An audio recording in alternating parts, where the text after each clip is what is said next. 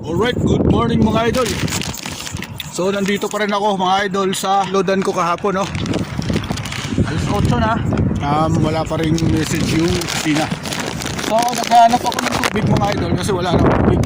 Pumunta ako doon sa pinagdeliveran ko. Dito na sa tapat eh. Kasi nandito lang ako sa gilid nila eh. Nakaparada habang nag-aantay ng ano.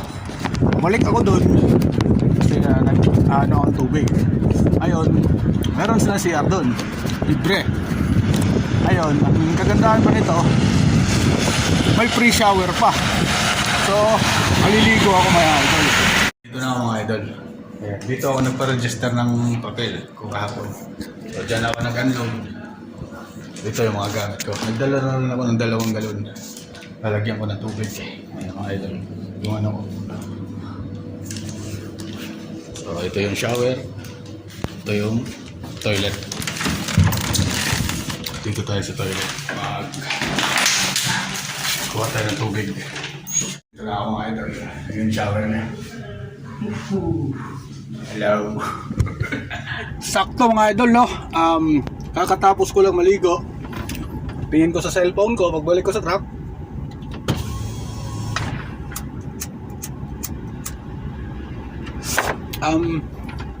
Yung opisina nagpasa ng GPS sa Poland. Pupunta na ako ng Poland ngayon. So pupunta tayo ng Poland ngayon. Doon daw ako maglo-load.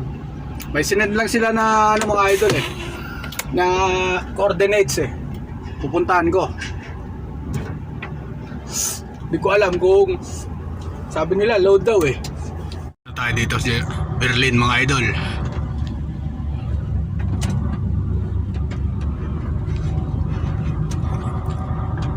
Dito ako naglakad kagabi eh. Yan sa stoplight na yan. Nandyan yung ano.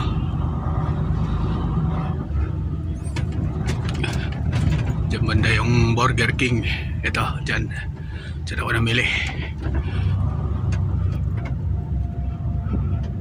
Traffic mga idol.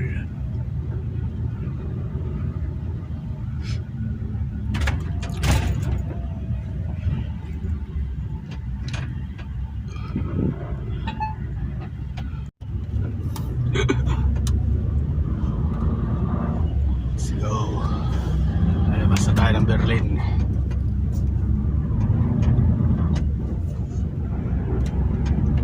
So 145 kilometer mga idol. Tatakbuhin ko.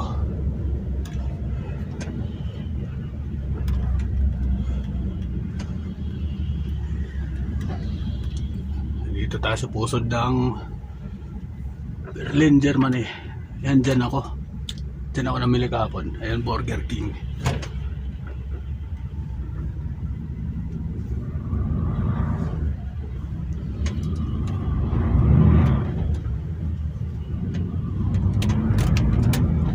Padulas yung kalsada.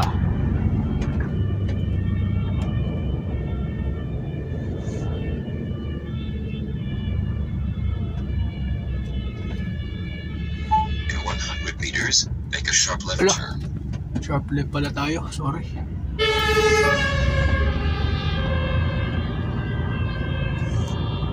Ayo. Diyan ako namili mga idol. Lidl. Kahapon. In 50 meters, make a sharp left turn.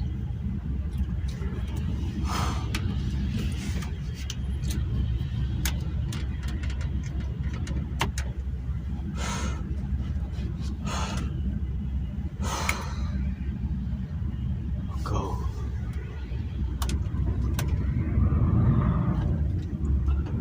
Ganda dito sa Europe kahit nandito ka sa gitna ng syudad. Walang truck ban.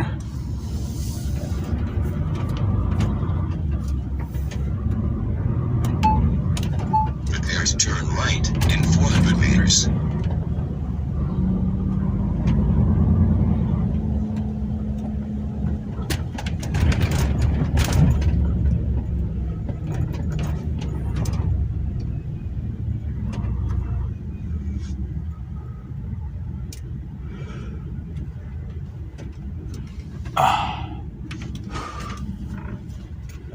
Sumakit yung katawan ko, nakaligo ako ah.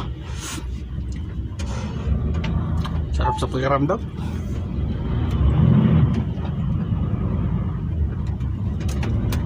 Madulas yung kalsada.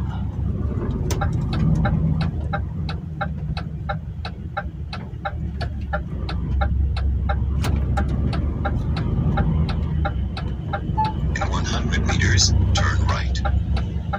Right. In 50 meters, turn right. Turn right. Tayo. Drive for 16 kilometers.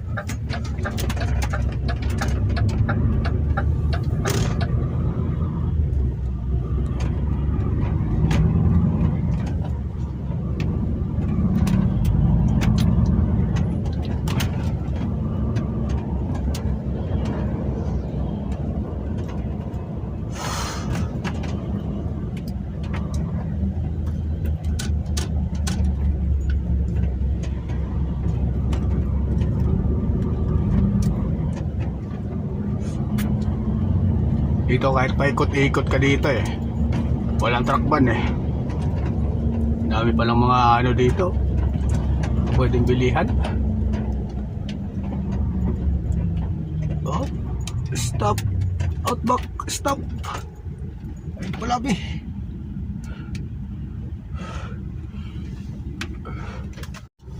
Papasok na tayo ng Poland mga idol, kaya traffic na sa unahan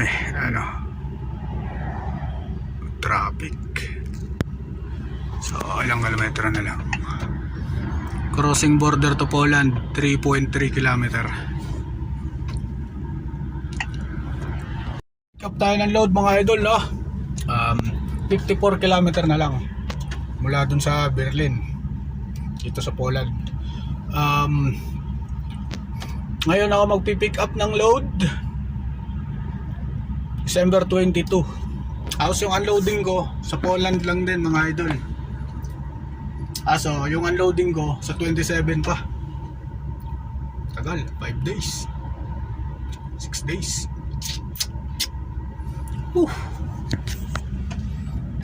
Ayos lang. Kung hindi man ako makauwi ng base, so sa Poland naman ako mag Christmas kasi mas mura yung bilihin dito. Ayos lang. Kaysa kumpara natin sa Germany. Ayoko sa Germany. So itong tulay na to mga idol, ito yung nagdudugtong ng Germany, Poland. Pagtawid natin ang tulay na yan, Poland na mga idol. Ayan.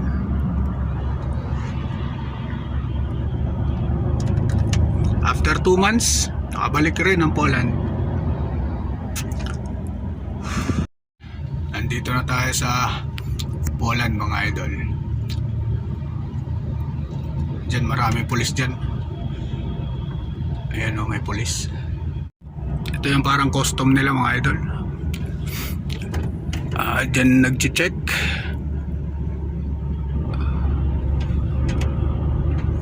Pasok na ito dito.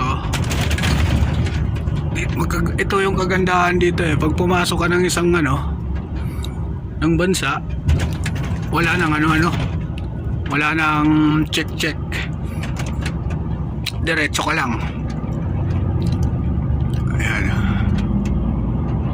Republic, ayan, PL, Poland. Ayan, PL, Poland. So magbibigyan country tayo dito mga idol sa Tago. So dito tayo sa bayan mga idol Hindi ko alam. Gorsika sa Poland to mga idol. Ang bayan na to. Medyo masikip siya. So may pulis. Alright, loading tayo mga idol. Ako na naman naglo-load. Pagod.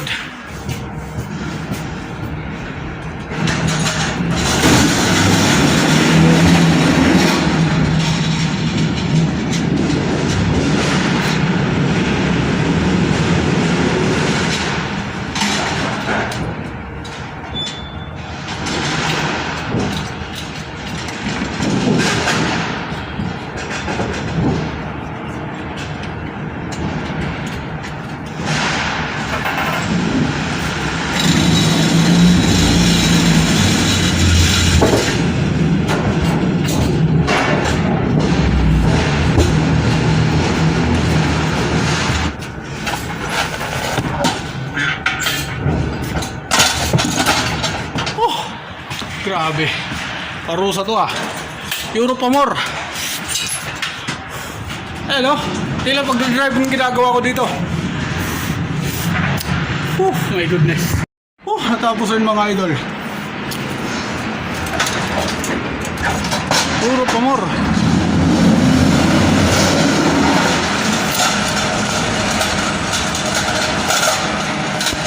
Sa'yo lahat. Laba, luto. Drive. Okay. Ano natin to? Up. Sarado natin. Up. Baba natin. Okay na siya. Baba na siya.